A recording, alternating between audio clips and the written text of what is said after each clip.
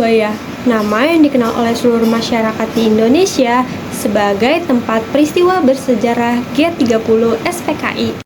Tempat para pahlawan gugur dan menjadi simbol keberanian, sebuah kawasan yang lekat dengan memori perjuangan bangsa. Tetapi hari ini, di balik statusnya yang ikonik dan penuh makna sejarah, ada kenyataan lain yang jauh lebih sunyi, yaitu sebuah realita yang memilukan. Realita bagaimana anak dan perempuan yang tinggal di daerah sini hidup dalam situasi yang mengancam keselamatan mereka.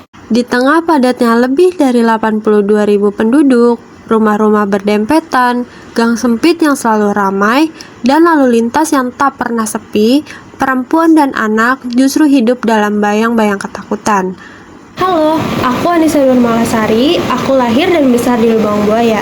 Sebagai orang yang lahir dan besar di Lubang Buaya, aku merasa penting untuk menyampaikan apa sih sebenarnya sejarahnya Lubang Buaya saja, tetapi masalah-masalah publik yang ada di daerah sini.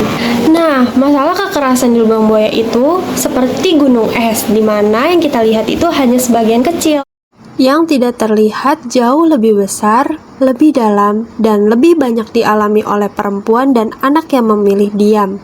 Yang terungkap hanyalah puncaknya, tapi yang mereka alami setiap hari sering tidak pernah diketahui. Dalam beberapa tahun terakhir, berbagai kejadian memilukan muncul satu persatu.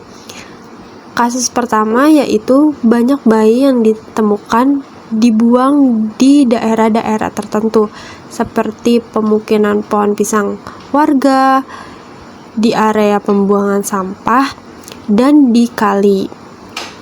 Beberapa bayi ditemukan dalam kondisi tidak bernyawa, dan ada juga yang masih bernyawa.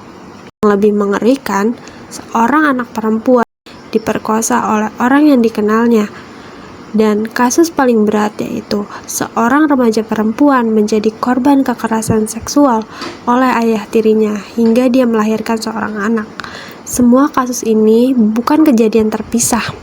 Ini sebuah pola kekerasan yang berulang dan semakin meningkat. Lubang Buaya memiliki gap besar antara kondisi ideal dan kenyataan. Lingkungan padat tanpa pengawasan dan rendahnya edukasi membuat kekerasan seksual sulit untuk dicegah. Tekanan ekonomi dan budaya sungkan memperburuk keadaan. Namun, pengawasan yang lebih kuat, edukasi reproduksi, dan layanan pelaporan ramah korban dapat membantu menciptakan lingkungan yang lebih aman bagi perempuan dan juga dan anak tidak seharusnya hidup dalam ketakutan. Keamanan itu bukan hadiah, melainkan hak yang harus kita perjuangkan. Perjuangan itu mulai dari kita, warga Lubang Buaya. Saya Anissa Nurmalasari, terima kasih. See you.